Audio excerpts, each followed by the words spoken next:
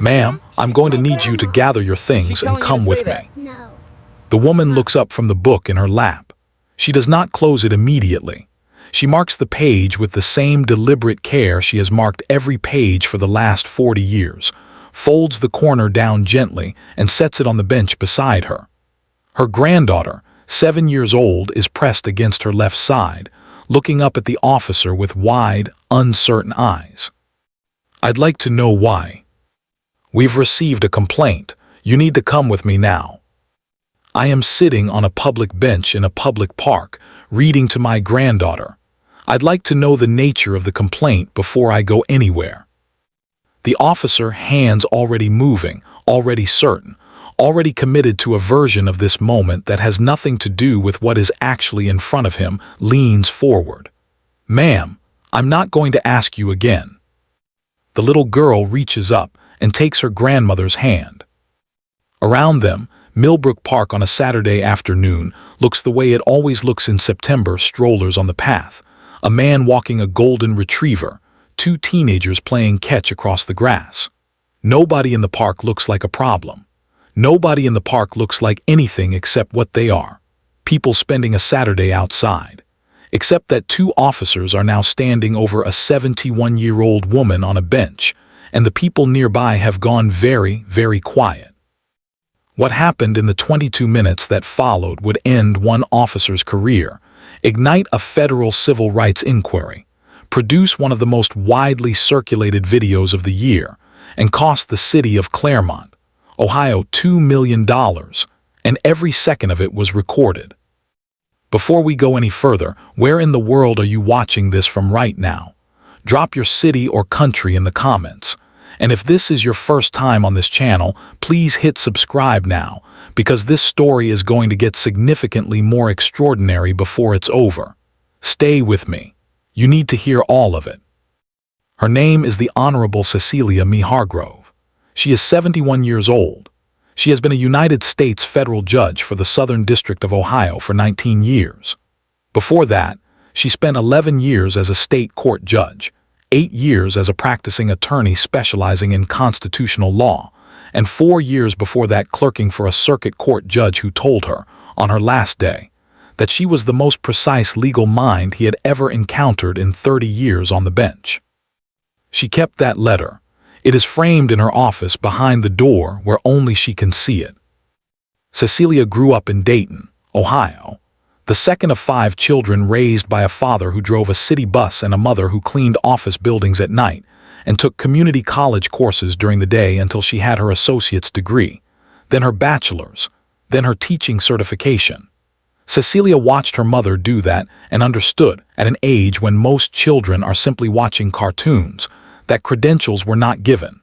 They were built slowly in the hours that other people used for other things. She decided early that she would build hers carefully. She graduated from Central State University magna cum laude. She finished in the top 5% of her class at Ohio State University Moritz College of Law. She passed the bar on her first attempt. She was one of 3 black women in her graduating class. She was, for a time, the only black woman in every room she occupied professionally, a fact she has spoken about precisely once in a public forum, at a law school commencement address in 2019, where she told the graduating class, "The rooms don't change themselves. You have to be willing to stand in them long enough that your presence becomes unremarkable. That takes longer than it should. Stand there anyway." In 19 years on the federal bench, Judge Hargrove has presided over more than 2,000 cases. She has authored opinions that were cited in 4 subsequent Supreme Court decisions. She was twice considered for elevation to the 6th Circuit Court of Appeals and declined both times, telling the selection committee that her work was in the district, with the people, and that was where she intended to stay. She has a reputation, among attorneys on both sides of every aisle, for a courtroom that runs with precision, fairness, and zero tolerance for procedural carelessness. Attorneys who appear before her prepare. They prepare because she has read everything and she will ask about anything. She is also a grandmother. Her daughter Renee lives 20 minutes from Cecelia's house in the Millbrook Heights neighborhood of Claremont. Renee's daughter, Cecelia's granddaughter, is named Ava. Ava is 7. She has her grandmother's eyes and her grandfather's stubbornness, and on Saturday mornings when Renee has her hospital shift, Cecelia picks Ava up at 8 and they spend the morning together. They have a routine. Breakfast at the kitchen table, then the park. Always the park, the bench near the north fountain, the one in the shade of the large oak, the one Cecelia has been sitting on for 17 years, first with her own children, now with Ava.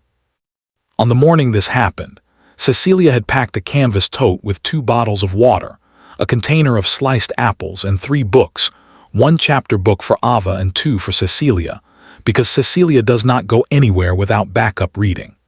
She was wearing a cream-colored cardigan, linen trousers, and walking shoes. She had no jewelry except her watch and the small gold stud earrings she has worn every day since her husband gave them to her in 1987. She was thinking, as she walked to the park with Ava's hand in hers, about a motion she needed to complete before Monday. It was a complex evidentiary question in a commercial fraud case. She had been turning it over in her mind for 2 days. She sat down on the bench. Ava climbed up beside her. Cecelia opened the chapter book and began to read. 45 minutes later, Officer Brett Calder walked across the grass toward them. Brett Calder was 32 years old and had been with the Claremont Police Department for 6 years. He had, in those 6 years, accumulated 11 formal complaints, a number that placed him in the top 2% of complaint frequency among officers his age in the department. Of those 11 complaints, 9 involved black residents in the city's north and northeast neighborhoods. 7 of the 9 involved stops or removals from public spaces, parks, bus shelters, a public library, the atrium of the public library's adjacent community center. In each case, the triggering complaint, when there was one, came from a white resident who described the person as suspicious, loitering, or not belonging. In 3 cases, no triggering complaint existed at all, and Calder listed officer discretion as the basis for contact. The pattern was not invisible. A 2022 internal audit of stop and contact data across the department had flagged Calder's file for supervisory review.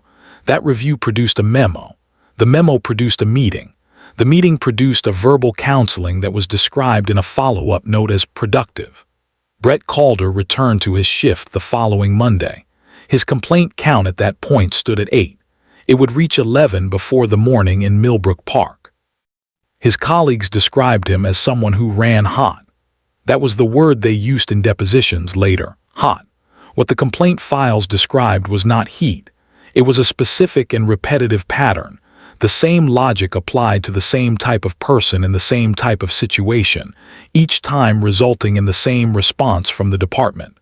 Dismissal or counseling, always one or the other, never anything more. In April of the previous year, Calder had approached a 63-year-old retired teacher named Bernard Acaffer in Riverside Park and told him he needed to leave because a resident had reported an individual matching his description, acting suspiciously near the playground. Bernard Acaffer had a book in his hand and a receipt from the nearby coffee cart in his pocket.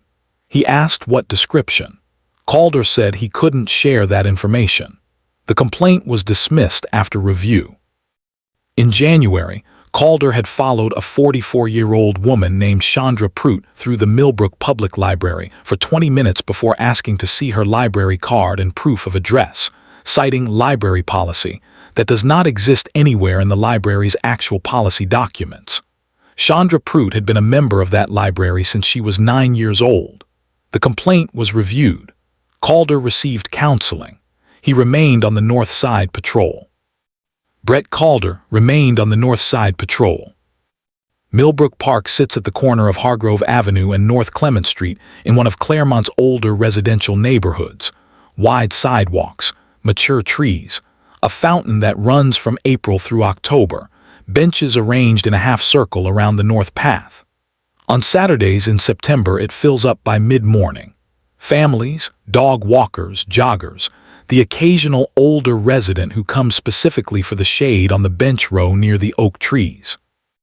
It is the kind of park that has been part of the neighborhood's daily life for so long that its rhythms are known. Who comes when, who sits where, what normal looks like.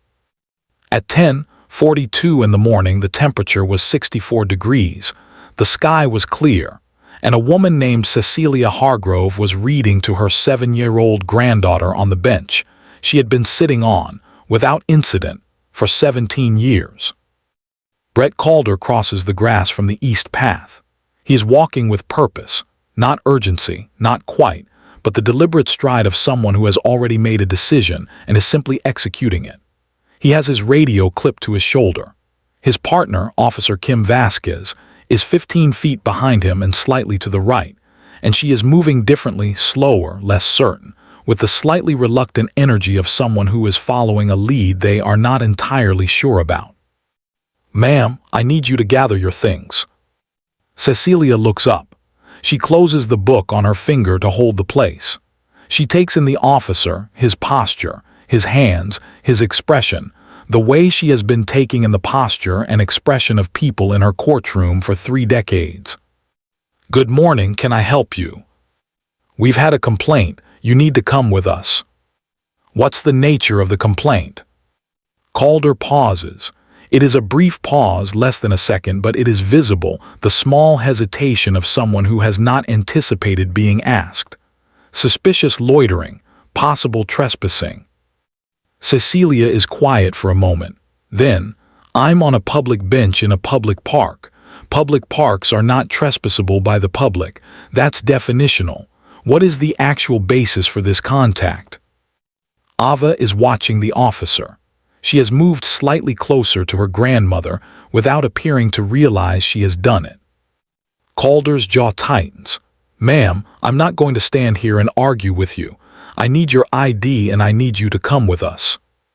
"You need articulable, reasonable suspicion to demand ID and to detain me. You haven't provided that. I'm not being uncooperative. I'm asking you a legal question." "The complaint." "The complaint of what specifically, by whom, at what time, and describing what behavior? Those are the threshold questions for any stop. I'd like the answers." Calder steps forward. Officer Vasquez has stopped moving entirely. She is standing with her arms slightly out from her sides and her weight shifted back, the physical language of someone who wants distance from what is about to happen. The man with the golden retriever has stopped on the path. He is watching. The 2 teenagers have stopped throwing the ball. A woman with a stroller has pulled up near the fountain and is holding her phone at her hip, the screen facing forward. Has anyone watching ever been in a situation where you were treated like a threat for simply existing in a space? Type "yes" in the comments right now. Because what Cecelia does next, and what happens when Calder finds out who she actually is something nobody at that park was prepared for. Calder takes hold of Cecilia's left arm and pulls her upward from the bench. The book falls to the ground. Ava makes a sound, not a scream, something smaller and worse than a scream, a sharp intake of breath, a child-specific terror at seeing something done to someone she loves. Cecelia stands. She does not resist. She does not pull back. She stands up straight, fully, completely, with all 5 feet and 4 inches of her bearing aligned, and she turns her face toward Officer Calder with an expression that people who have appeared before her in court would recognize immediately. It is not anger. It is not fear. It is the particular stillness of someone who is cataloging everything. "You have just committed unlawful detainment and potentially battery. I want you to understand that I am telling you this not as a threat, but as a statement of fact. Everything that happens next will be reviewed." Her voice has not risen 1 decibel. Calder tells her she is being detained for failure to comply and suspicious behavior. The man with the golden retriever is recording.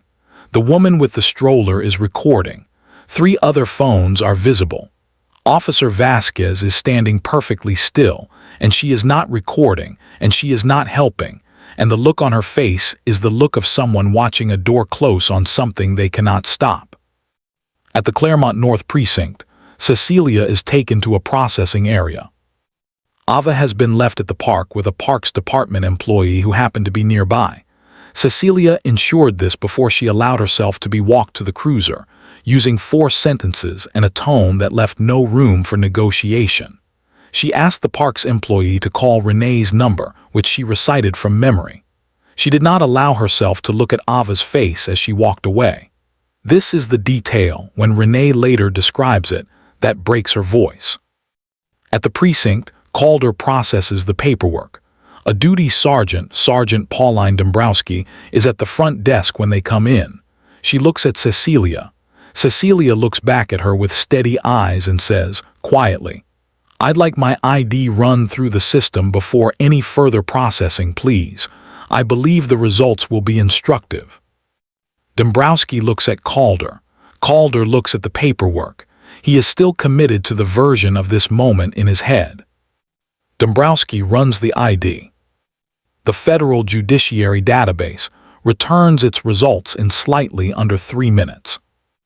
The Honorable Cecelia M. Hargrove, United States District Court Judge, Southern District of Ohio, appointed by Federal Commission, active status, 19 years of service, security clearance, chamber office address, direct line to the U.S. Marshal's office responsible for her protection. Dombrowski reads the screen. She reads it again. She sets both hands flat on the desk in front of her and takes a long, audible breath. Then she looks at Brett Calder with an expression that, in a different context, might be called pity. Calder is reading the screen now. The certainty, the specific texture of his certainty, the posture it has given him all morning, is leaving his face the way air leaves a room when a window breaks. His hands are very still. His mouth is slightly open. Cecelia is watching him. She is standing straight, her cardigan still neat, one button slightly off-center from where he grabbed her arm. She does not say, "I told you." She does not say anything at all for a long moment. Then she says, "I'd like to call my daughter. Her daughter is alone in a park." Her voice is perfectly even. Do you think Judge Hargrove should have accepted a private apology from the department and moved on? Or was full public accountability the only appropriate response here? Tell me in the comments what you would have done if you were her. The City of Claremont's initial statement, released the afternoon of the incident, described what had occurred as a situation involving miscommunication between an officer and a community member, and noted that the department takes all concerns seriously and has initiated a review. The statement did not use Judge Hargrove's name. It did not use the word judge. It did not acknowledge that the person who had been grabbed off a park bench was a sitting federal jurist with 19 years of service. The omissions were, as Judge Hargrove's attorney later noted in a filing, revealing in themselves. The footage reached social media before the city's statement did. The woman with the stroller had posted it within the hour. By late Saturday afternoon, the clip, 2 minutes and 40 seconds showing the approach, the verbal exchange, the grab, the book falling, the child's sound, had 4 million views. By Sunday morning, it had 22 million. The segment of footage that circulated most was not the grab. It was the moment after. Cecelia standing fully upright in the precinct waiting area, one button slightly askew, and her voice, audible on the recording from a phone 6 feet away, saying, "I'd like to call my daughter. Her daughter is alone in a park."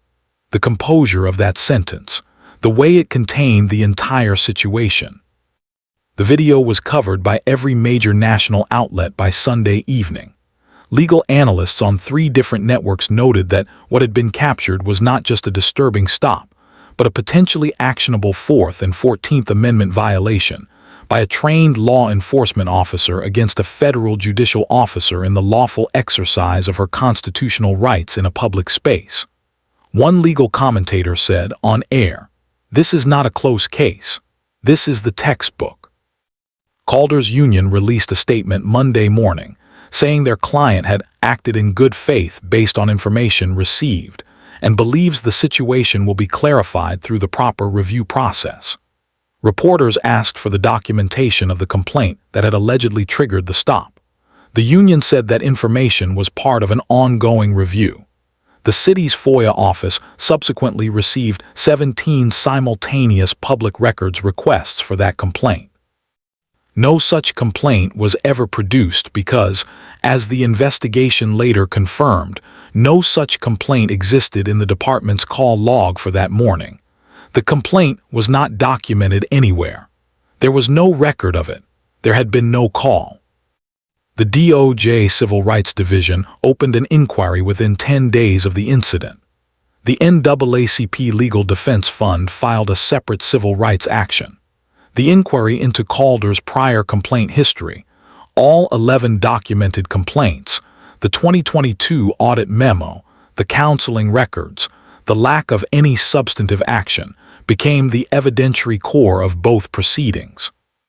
The investigation found that Calder had initiated the contact based on no documented complaint and no articulable legal basis, a finding that mirrored the pattern in at least 4 of his prior contacts. It found that his supervisor had been aware of the prior complaint pattern and had taken no corrective action beyond the verbal counseling. It found that the department's response threshold for officer complaint patterns was insufficient under both state guidelines and department policy as written, creating a gap between stated policy and actual practice that enabled repeat behavior without consequence. Calder was terminated. The determination cited conduct unbecoming, failure to meet the legal standard for public contact, and a documented pattern inconsistent with continued service. His certification was reviewed by the Ohio Peace Officer Training Commission. He is no longer certified to serve as a law enforcement officer in the state of Ohio. The city of Claremont settled with Judge Hargrove for $2 million. Judge Hargrove, through her attorneys, had declined an earlier offer of $600,000. Her attorneys stated publicly that the decision was not about the number. It was about what the settlement required structurally. The settlement mandated a full independent audit of all public contact stops made in the city's north and northeast precincts over the preceding 5 years, with demographic analysis. It required the immediate implementation of a civilian oversight board with binding review authority over officer complaint files, not advisory authority, binding authority. It required automatic supervisory escalation for any officer accumulating 4 or more complaints within a 24-month period, with the escalation resulting in mandatory retraining and documented review rather than a verbal counseling that no one verifies. It required all officers operating in public park spaces to complete a 4-hour constitutional rights refresher every 18 months. And it required the department to issue a formal public apology, not a statement, a public apology, read aloud by the chief of police at a city council meeting, acknowledging specifically what had occurred and to whom. The chief read the apology at the November council meeting. Judge Hargrove was not present. She had a motion to complete before the following Monday. It was, she later said, a complex evidentiary question. She had been thinking about it for several days. She needed to get back to work. Judge Hargrove donated $800,000 of the settlement to the Ohio Justice and Policy Center, which provides legal representation to indigent clients in civil rights matters. She donated $400,000 to a reading program operating in 12 Claremont public schools, the same program that had introduced Ava to the chapter book they had been reading that morning in the park. The remainder established a scholarship fund at Central State University, her alma mater, designated for first-generation law students from Dayton and the surrounding counties.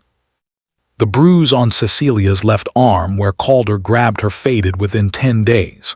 She did not photograph it for the lawyers immediately. She photographed it because Renee asked her to, and Renee's voice when she asked had a particular quality that Cecelia recognized as the voice her daughter uses when she is frightened and trying not to show it. Ava had nightmares for 3 weeks. Not every night, but enough, the kind of dreams that bring a child to a parent's doorway at 2 in the morning, needing to be told that the person they love is there and safe. Renee handled the nights. Cecelia handled the Saturdays. They went back to the park 4 weeks after the incident, same bench, same time, same canvas tote with the water bottles and the sliced apples and the backup books. Ava was quiet on the walk over. When they sat down and Cecelia opened the chapter book and began to read, Ava leaned in closer than usual, pressed against Cecilia's side with the particular force of a child reclaiming something, and after a few pages she said without looking up, "Grandma, will they come back?" Cecelia read one more sentence before she answered. Then she set the book down and looked at her granddaughter and said, "If they do, I will handle it the same way I handled it the first time, calmly, legally, and completely." Ava thought about that, then she said, "Okay," and they kept reading.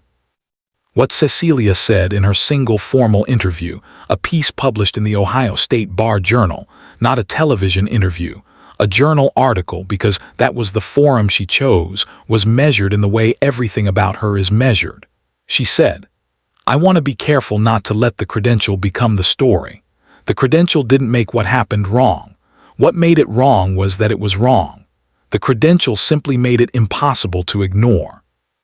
This was not the first time Cecelia Hargrove had been stopped. She has said so directly. In 2016, she was stopped in the parking structure adjacent to the federal courthouse where she has worked for 19 years by a security contractor who told her the structure was restricted and asked where she was going. She told him she was going to her chambers. He asked her to prove it. She showed him her judicial credential. He apologized and let her pass. She did not file a complaint. She drove up to her floor, parked in her assigned space, and went upstairs and started her day. In 2019, she was followed through a department store by a loss prevention employee for 11 minutes before being stopped near the exit and asked to show her receipt. She had not purchased anything. She was looking for a birthday card. She showed the employee her empty hands, said she had not bought anything and was free to leave, and left. She did not file a complaint. She has been on that bench in Millbrook Park with her granddaughter every Saturday that her schedule permits for 4 years. In those 4 years, prior to that September morning, no one had ever walked across the grass toward her with that particular walk. The Hargrove case is not a story about one officer and one bad morning. It is a story about what accumulates when the systems designed to prevent accumulation have been rendered optional. Brett Calder did not invent his behavior on that Saturday. He arrived at that park bench carrying 9 years of learned impunity, 11 complaints, a pattern as clear as a signature, and a department that met that pattern each time with a verb: dismissed, counseled, reviewed, never stopped. What the settlement changes, if the changes hold, if they are enforced, if the oversight board retains its authority through the cycles of municipal politics, is the architecture of accountability. What it cannot change is the morning, the book falling, Ava's hand reaching up, a 7-year-old's 3 weeks of nightmares. A woman who has spent 19 years being one of the most precise legal minds in the Southern District of Ohio, who sat on a bench in a park she has sat in for 17 years, and was told by a man with a badge that she did not belong there. The credential gave Judge Hargrove a platform and a mechanism. It gave her attorneys a case with facts so clean and documented that the city had no viable defense. It gave her the resources to demand a settlement that required structural change rather than accepting a check and a quiet apology. Most people stopped on that bench would not have had any of that. That is the story inside the story. The one that doesn't end with a settlement figure or a termination notice. The one that asks what happens to the people who don't have 19 years on the federal bench and a judicial credential that makes the duty sergeant go pale and set her hands flat on the desk. The ones who go to the precinct and come home and file a complaint that becomes the 11th complaint in a file that will be reviewed and counseled and dismissed. the ones whose children have nightmares, and whose voices break when they tell the story, and whose books don't make it into any record anywhere. Body cameras and oversight boards and mandatory audits are not answers. They are floors. We do not live on floors. We live in the space above them, and that space is still shaped by assumptions that no policy memo has yet reached. The real work, the work that doesn't show up in settlement terms, is in that space, and it belongs to all of us. Not just the people who have credentials impressive enough to force the system's hand. Judge Hargrove is back on the bench. Her courtroom runs with the precision it has always run with. She reads every filing. She asks about everything. She will not be retiring soon. She said so. She has work to do. On Saturdays, when the schedule allows, she picks up Ava at 8 o'clock and they walk to the park. The bench near the north fountain, the one in the shade, the one that has always been hers. They bring the books. They read until Ava gets hungry. Then they go home. If you stayed through the end of this story, thank you for that. Stories like this one survive because people share them, talk about them, and refuse to let them be forgotten after the news cycle moves on. Leave a comment below with your reaction. I read them. If you believe that public accountability is not negotiable, hit subscribe. We tell stories like this every single week because they matter and because silence is how patterns survive. We'll see you in the next one.